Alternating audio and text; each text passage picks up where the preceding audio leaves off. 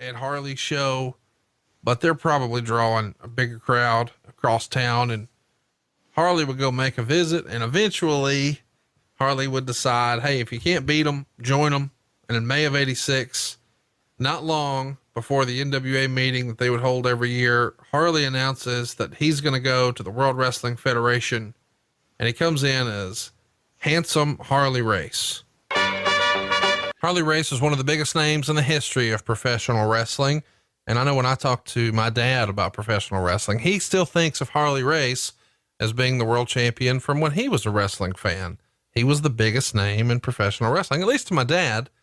But then in the 80s, of course, the business was changing quite a bit, and there were two new top guys, Ric Flair and Hulk Hogan. Up next here in our tribute to Harley Race, we've got a clip from the Ric Flair show. And back in 2015, I had the great pleasure of moderating a conversation with the immortal Hulk Hogan and the Nature Boy Ric Flair as they traded some tremendous stories about Harley Race and the respect he carried in the business. Hey, so I want to hear you guys talk about a story that I heard you tell in private once, which was awesome, about when the WWE or WWF at the time came to town. It was Harley Race's territory, and there's two shows going on that night. And Rick, you're at one, and you run into Harley, and I'll let you take it from here. Yeah, well, Hulk and I talked about it. Some of you guys don't realize who Hulk and I met. So Harley, so damn mad at WWE at that time, WWF at that time. He's leaving me to wrestle Brody over, and we got 3,000 people. He's going over to the convention center to kill Hulk. Oh, God. And he goes, he pulls out his 9mm, touches his pants, and says, I'll be back. Smokes your cigarette, throws it out. So, Hulk, you were on the other side of the story. What people don't understand is he had been in Kansas City his whole life. He was the NWA champion, and that TV was piped into Kansas City. Harley Race is the champion. Harley Race is the champion. And he had his friends and neighbors. He had to respect the people in the airport and all around there. Then all of a sudden, clowns from Connecticut, Hulk Hogan and Vince McMahon start piping in this TV that goes, Hulk Hogan's the WWF champion, just out of nowhere. And then we follow up the service the market to come into the marketplace and wrestle. And Harley came down there and he tried to light the ring on fire during the afternoon because the ring crew said he's already been here and tried to light the ring on fire. So I went across the rough, and they all told me he was going to kill me. So I went across the street to the Rusty Scupper and drank 2 bottles of wine. And I just came sliding back over there right before the main event, hoping to miss him. I was sitting on the toilet doing number 2, and I had my pants down, and Davey Boy Smith goes, McDavid's here, Harley's here, Harley's here. Davey Boy Smith started screaming. I pulled my pants up, didn't even wipe my rear end, and blowing out of the bathroom to find him, and he was standing there with that gun in his hand going, I came here to blow your damn kneecaps off, but I'd rather work with you guys. He scared the hell out of me.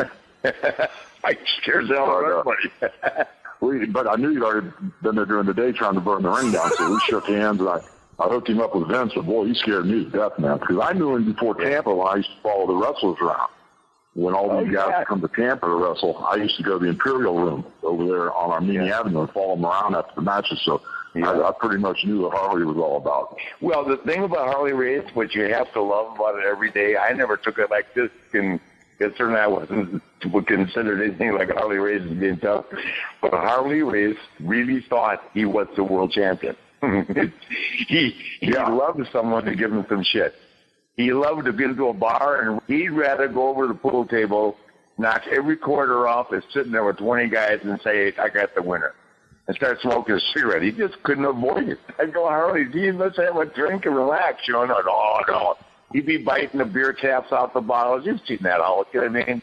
Who can drink the beer the fastest? Jesus Christ. I'd go, Harley, let it go for a minute, man. Well, I got a quick Harley Race story for you. My first territory, when I went up and worked for the Fullers, we went outside to the ballpark in Dothan, Alabama, and we went outside. You guys sold it out big time, right?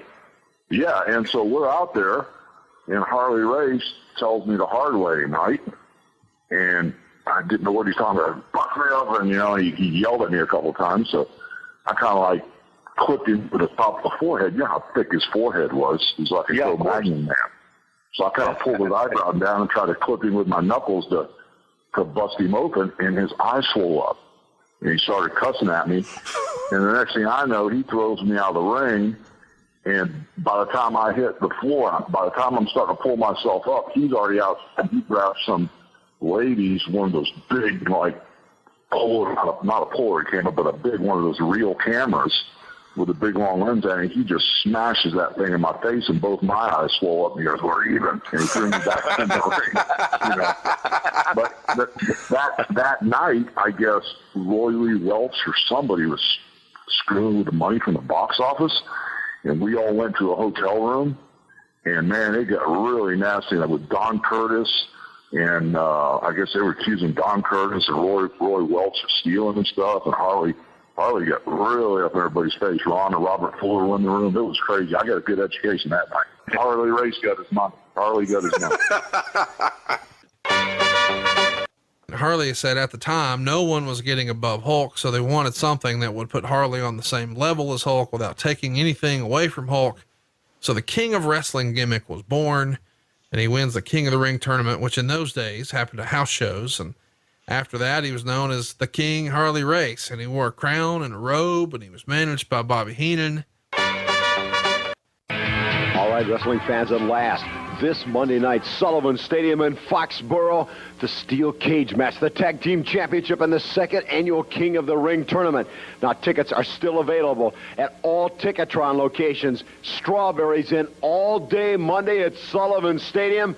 And believe you me, what a night it's going to be. And certainly don't forget that all-important challenge match, the living legend Bruto Sammartino against Eddie Andelman's designated hitter.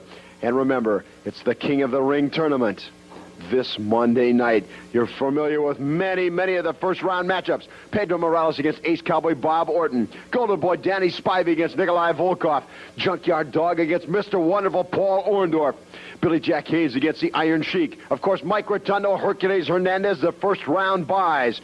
And it will be Magnificent Morocco and Rowdy Roddy Piper going against one another. And the winner of that one to meet the winner of George the Animal Steele and Handsome Harley Race. Let me tell you something. I don't know how this all come about. Putting me in the ring with George the Animal Steele. They're talking about putting him, we should have been talking about putting him in something like this. But let me tell you this, I didn't come to the WWF to go down to George the Animal Steele, the absolute goof of professional wrestling. Now, Harley Race, you have been out here and telling myself, all the fans, that you are the legitimate king of wrestling. And what better way to back up your words than in the King of the Ring tournament? I'll show you all the way through the tournament, from the bottom through George the Animal Steele, through the winner of the whatever the match is, Roddy Piper, Don Morocco, right on up through the list. It don't make a damn to me because I am the king. He had a pretty good run in the WWF, but I know a lot of hardcores probably didn't like the idea of him using a quote-unquote gimmick. Were you shocked to hear that he was joining the World Wrestling Federation, and what did you think of the King presentation? I wasn't crazy about the King presentation for Harley. I thought it was a worn out kind of a gimmick. Several other Kings, King Jerry Lawler, King Curtis Ikea, King Kong Bundy, a lot of Kings. Think about it. Too many of them. And I thought it was a little schoolish and kind of, and again, as I talked to Harley about stuff like that over the years, I'm not so sure. I never heard him say he liked the money he made from time to time, and the territories there was doing good. And look, folks, that's the only reason he went. It's a payday. These guys are not, it's not like it is today where the indies, and you got great young organizations, fresh organizations like AEW on the scene that gives fans another vehicle, another brand to enjoy. There weren't that many brands to enjoy. Hey, it's Conrad Thompson. Thanks for checking out the podcast here on YouTube. Be sure to hit the subscribe button and the notifications bell so you get a notice anytime we upload some new content. And go save yourself some money right now. If you're in a 30-year loan or you have credit card debt, it's not a matter of if I can save you money. It's a matter of how much. Find out right now for free at SaveWithConrad.com.